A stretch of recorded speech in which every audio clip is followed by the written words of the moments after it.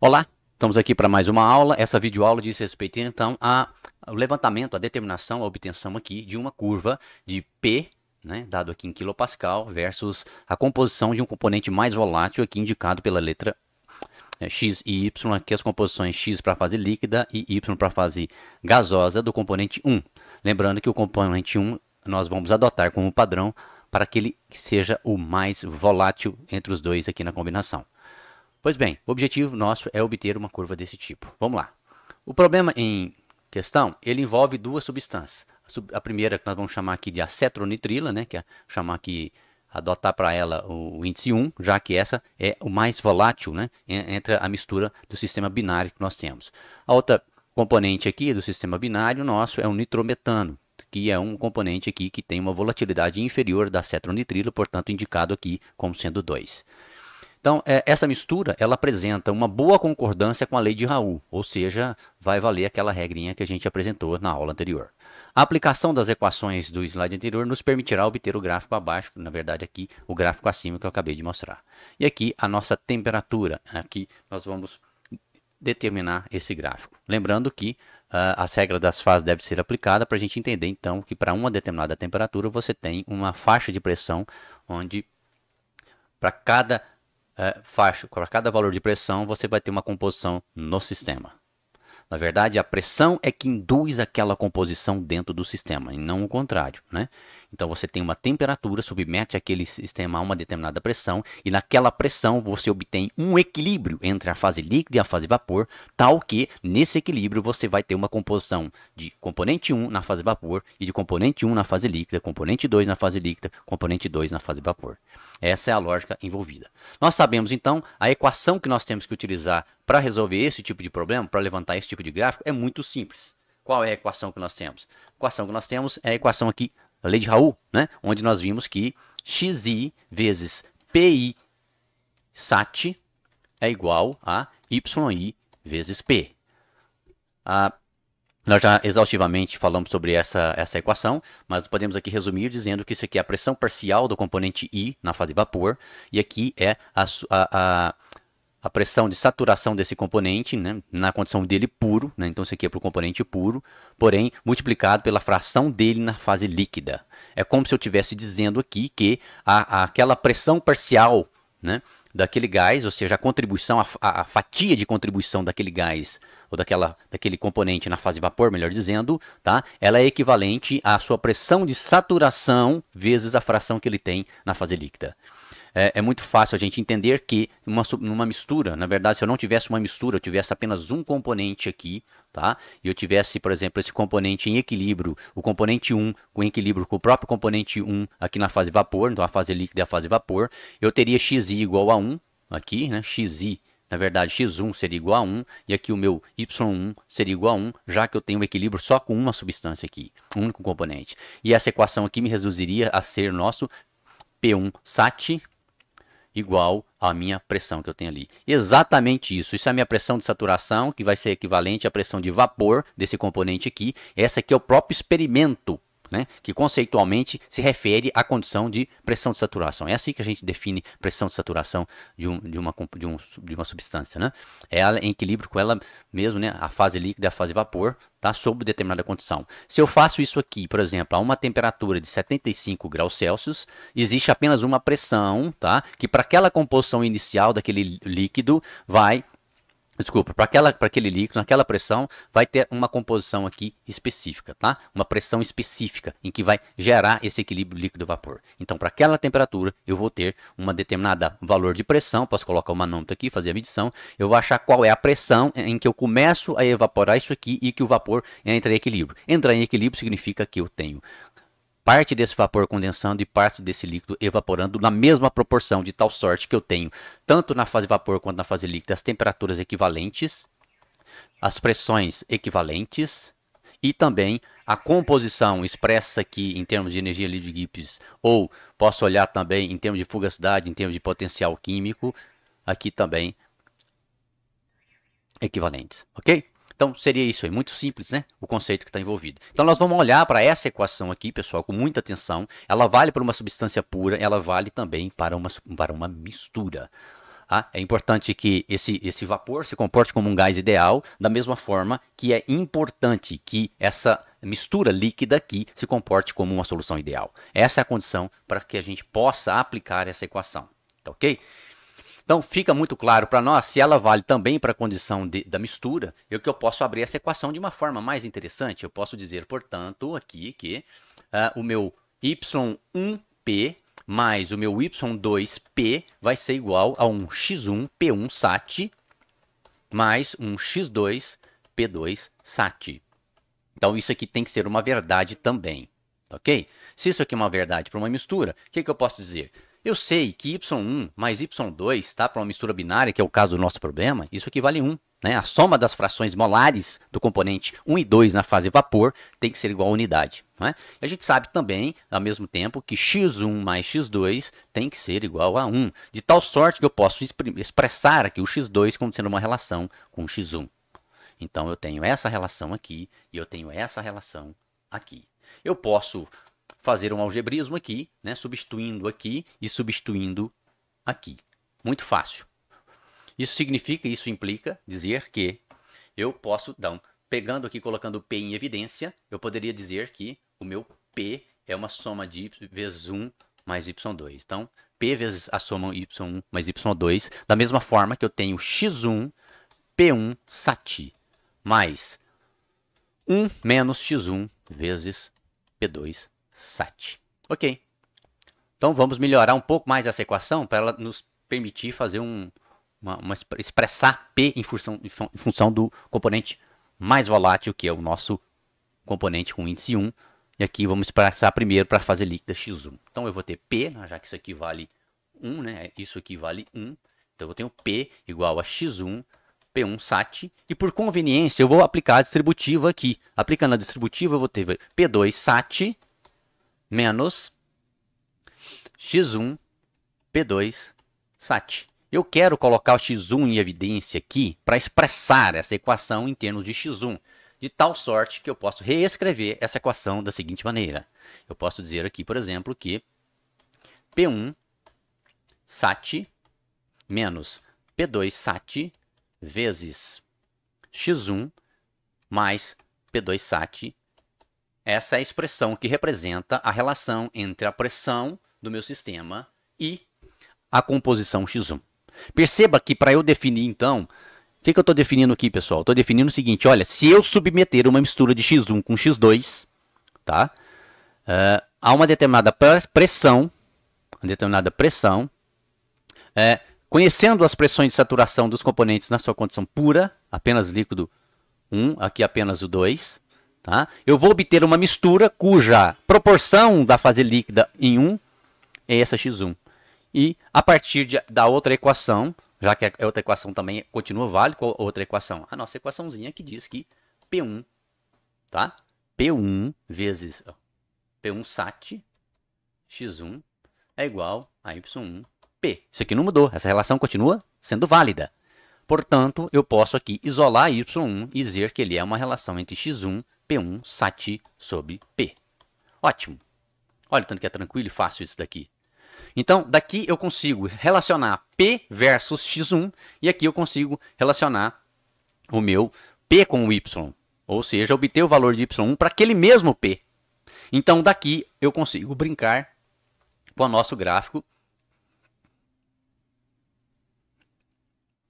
Essa equação aqui é muito importante. Então, vamos lá, vamos brincar um pouquinho com essa equação aqui. Ó. O que a gente consegue fazer daí, pessoal? A gente consegue fazer o seguinte, ó. Eu consigo, então, pegar um gráfico onde eu quero expressar nesse gráfico aqui a relação de pressão, e aqui x1 versus y1. Por que x1 e y1? Porque é o componente mais volátil. Vamos olhar para essa equação. Essa equação é justamente a relação de P, que aqui está, versus x1, que aqui está. O que essa equação diz para nós? Ela diz, e é óbvio lá, que é uma relação linear, tá? De tal sorte que o termo independente da equação é P2. Então, isso aqui é P2. Olha lá o termo independente da equação. De tal sorte que o termo que eu vou ter do outro lado aqui, a partir do coeficiente angular, a gente vai concluir que é o P1 sat. Ah, mas tá difícil de enxergar isso? Não, é super simples enxergar isso. Faça x1 igual a 0. nessa equação? Eu vou zerar todo esse termo aqui e vou ter o P2sat. Olha lá, x1 igual a 0, aqui vale 0 e aqui vale 1, portanto eu tenho aqui P2sat. Da mesma forma, faça x1 igual a 1. Fazendo x1 igual a 1 nesse termo aqui, eu vou cancelar P2 com P2 e vai sobrar P1. Portanto, esse termo aqui equivale a P1sat. Essa relação ela é linear, então nós sabemos que eu posso ligar esses dois pontos aqui seguindo... Opa! Vamos melhorar essa reta aqui. Eu posso ligar esses dois pontos aqui, tá? Com uma reta. Esse é o comportamento linear previsto pela equação de Raoult. Já o componente... A composição y1, eu posso fazer ela a partir dessa leitura aqui. Tá? Então, qual é o nosso papel aqui na solução do problema? Eu pegar um valor de x1, por exemplo, e nesse problema ele diz que o x1 vale 0,6, tá? E eu vou identificar qual é a pressão em que esse cara vai atingir o equilíbrio com essa composição. Olha, ele obviamente que está sob essa reta que é ditada por essa equação, mas eu não sei qual é esse ponto aqui ainda, eu não sei... Tá? Qual vai ser essa pressão aqui? Eu tenho que jogar nessa equação. Basta eu saber P1, P2, substituir os valores de P1 e P2 e o valor de 0,6 em x1, eu acho esse valor aqui, ó. E eu sei exatamente qual o ponto onde ele vai rebater. Tá? Logicamente que num gráfico com a graduação feita nele, tá variando aqui de 0 a 1 e variando aqui do valor de P2 e você indicando o valor de P1, ligando esses dois pontos, né? Pela própria proporção geométrica, né? Em que você está fazendo os seus traços ali, é possível você rebater o 0,6 e encontrar isso aqui graficamente sem fazer os cálculos, desde que as proporções do gráfico estejam sendo respeitadas, tá ok? Mas vamos fazer o cálculo para identificar esse valor aqui de 0,6. Vamos lá. O problema, então, ele induz nós a uma coisa que é obrigado, já de início, que é nós determinarmos, tá ok? É determinar aqui qual é a pressão de saturação de cada componente puro. Então, eu tenho que achar o valor de P1 e eu tenho que achar o valor de P2. Isso pode ser feito através da equação de Antoine. Está aqui a equação de Antoine para o componente 1, onde eu tenho aqui o parâmetro A, o parâmetro B, o parâmetro C, A, B, C. Me desculpe, eu não estou colocando as unidades aqui, tá? Mas já está no sistema compatível, para uma temperatura de 75 graus Celsius. Portanto, o A aqui do acetonitrilo, que é o componente 1, vai ser substituído por esses três valores aqui, A, B, C, ó, e a minha temperatura é 75 graus Celsius. Fazendo isso, substituindo e calculando o valor de P, nós vamos encontrar esse valor aqui para a pressão 1 de saturação, tá ok? E vamos encontrar esse valor aqui para a pressão 2 de saturação. Obviamente que essas pressões, elas correspondem, né? Lógico, elas correspondem a uma condição de saturação, tá? Daquela substância ali, líquida, e o vapor na condição pura, tá ok? Vamos lá, então, na solução aqui, continuar a solução do nosso problema. Uma vez que eu tenho os valores de P1sat e P2sat, óbvio que eu vou chegar aqui na minha equação e vou jogar nessa equação aqui para eu resolver o meu problema. Olha lá, eu tenho essa expressão aqui, vou substituir o valor de P1 que eu calculei, o valor de P2 que eu calculei e o valor de x1 igual a 0,6, já que o problema ele pede para eu fazer esse cálculo e o gráfico que ele traz para mim é para 0,6. Para mostrar o quanto que é simples, a gente sempre pode lembrar de cabeça, né, os termos lá. Ó, eu tenho lá que a minha pressão, ela vai ser que ela vai ser uma relação da maior pressão de saturação menos a menor pressão de saturação vezes a composição de interesse, que no caso é 0,6, tá? Mais a pressão de saturação, que é o termo independente lá da minha lá, né? Onde ele rebate no nosso eixo lá de pressão. Eu sei os valores de P1 e P2, eu vou fazer o cálculo aqui então da pressão, substituindo os valores, que é muito simples, vai dar lá para nós lá o 83,21 menos a minha pressão aqui, que é 41,982, vezes 0,6, mais o nosso 41,98. Isso aqui vai me dar um valor de pressão de 66, né, fazendo a continha aqui direitinho. Vai me dar um valor aqui de pressão de 66,72 kPa. Pois bem, com esse valor de pressão, 66,72 kPa, eu tenho condições agora de achar esse valor aqui no gráfico, né? Então eu vou achar esse valor aqui, ó, esse valor que vale para o meu 0,6, esse valor aqui vai ser de 66,72 kPa.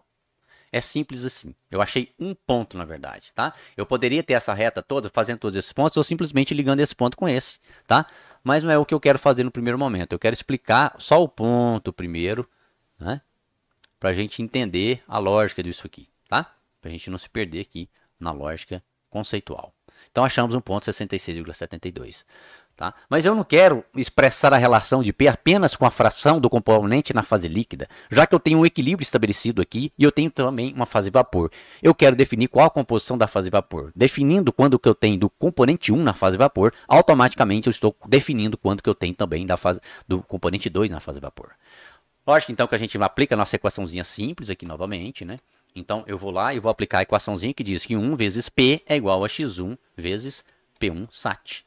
Eu já sei o valor de P, que eu acabei de calcular aqui. Eu já sei o valor da pressão de saturação desse componente, que é a mesma que eu usei no cálculo anterior. Eu sei para que composição eu quero fazer esse cálculo, que é x1 igual a 0,6. E, portanto, fazendo a substituição de todos esses carinhas aqui na minha equação, eu chego no valor que é 0,6 vezes a minha pressão de saturação, que é 83,21 do componente 1, dividido por a pressão total do meu sistema, e eu chego aqui num valor de 0,7483, como sendo a composição da fração molar do componente 1 na fase vapor. Obviamente que o componente 2 ele tem isso 1 menos isso aqui, tá? E que a gente tem então aqui a possibilidade de marcar o ponto que corresponde à fase vapor para a mesma pressão, porque é o equilíbrio líquido-vapor. Portanto, eu vou aqui e vou achar esse ponto, onde esse ponto agora corresponde à leitura, tá, do meu componente Y1, que vale 0,7483. Simples assim. Achei, então, o ponto que corresponde à fração de líquido e à fração de vapor. Feito o cálculo, nós temos que interpretar fisicamente o que está acontecendo aqui. Tá? Então, vamos fazer uma interpretação física do que está acontecendo aqui. Para fazer essa interpretação física, vamos pensar o seguinte, olha. Eu tenho aqui, então, no meu sistema, partindo de uma composição que era 0,6 do componente 1, 0,6 do componente 1 e 0,4 do componente 2 numa mistura, tá? Líquida. Há uma determinada pressão. Não sei qual é essa pressão, é uma determinada pressão. Mas eu fui reduzindo essa pressão, né? Aqui vamos ilustrar como sendo essa pressão aqui inicial do meu sistema.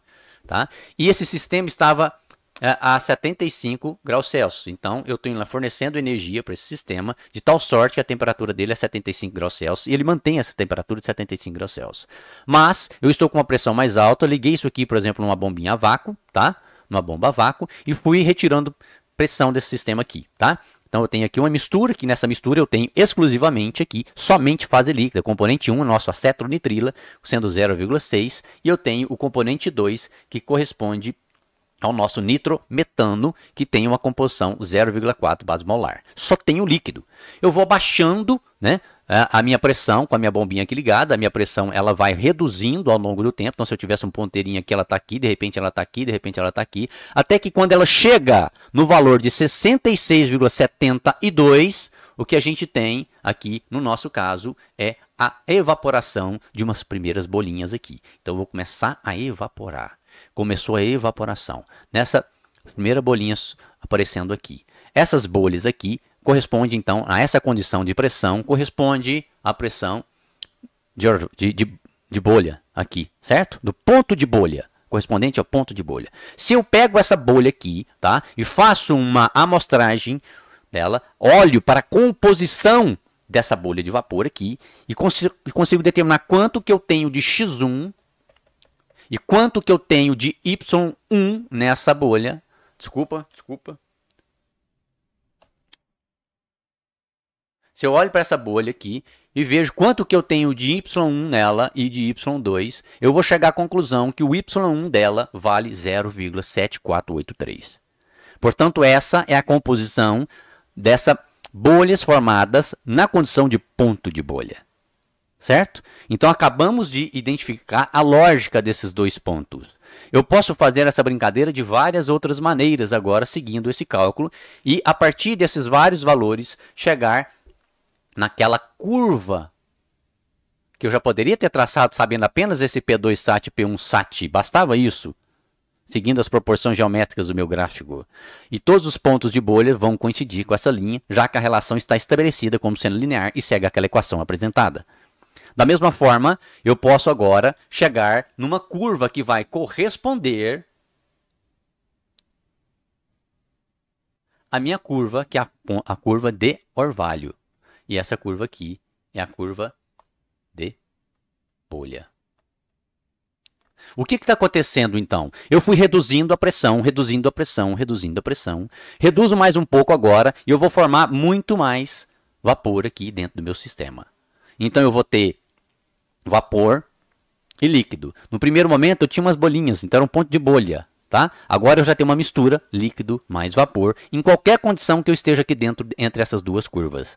De tal sorte que eu continuo reduzindo a pressão e essa interface minha, ela foi praticamente desaparece e imediatamente antes dela desaparecer, se eu olho para ela, eu vou achar esse ponto aqui, que corresponde ao nosso ponto de orvalho. Tá? Da mesma forma, se eu pego agora esse último alíquota de líquido antes de ela evaporar e tudo passar para a condição de vapor, e eu olho para a composição desse cara, portanto, na pressão que eu tenho nessa última condição, a pressão foi caindo, caindo, caindo, caindo. Quando eu cheguei nessa pressão que eu tenho esse restinho, na iminência de evaporar esse último alíquota aqui, e eu olho para essa alíquota líquida, eu vejo isso daqui, e essa é aqui a composição que eu tenho de líquido nesse último fragmento de líquido a ser evaporado. Essa é a lógica que está envolvida por trás desse gráfico de equilíbrio líquido-vapor. Tá? Então, o objetivo nosso dessa aulinha foi mostrar exatamente o que está sendo referenciado nessa figura aqui do gráfico do Smith-Van Ness. Tá ok? Então, é isso que a gente tem aqui. É tudo que a gente falou. Saí, então, de um ponto A, fui para um ponto B. Aí, isso aqui é a composição na fase vapor dessas primeiras bolhas que foram formadas na condição de ponto de bolha. E aqui eu tenho o líquido mais vapor. Em qualquer posição que eu pegar aqui, então, ó, se eu pego a pressão, baixei mais um pouco a pressão, fiquei aqui. Então, tanto o líquido quanto o vapor está nessa pressão. Portanto, eu faço o cálculo na equação para cálculo, aquela primeira equação para calcular o X, a pressão, né? Envolve X1. Essa aqui vai ser a minha composição líquida. E essa aqui vai ser a minha composição vapor.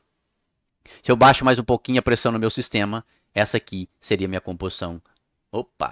Seria a minha composição vapor. E essa aqui seria a minha composição líquida. A gente percebe que a composição de vapor, apesar de eu estar aumentando a quantidade de vapor, a composição do componente 1 na fase vapor, ela vai reduzindo. E ela é máxima. Ela é máxima, tá? Para um determinado valor. Isso aqui, pessoal, eu estou olhando para um líquido que começou com a mistura 0,6 e 0,4. Tá? Partir de uma mistura 0,6 com 0,4. Mas eu poderia partir de outras misturas, com outras proporções. E aí eu posso gerar esse gráfico como um todo. Tá certo? Tem mais alguma brincadeira que a gente pode fazer aqui?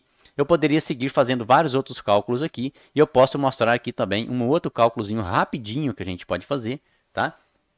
Para achar mais pontos aqui.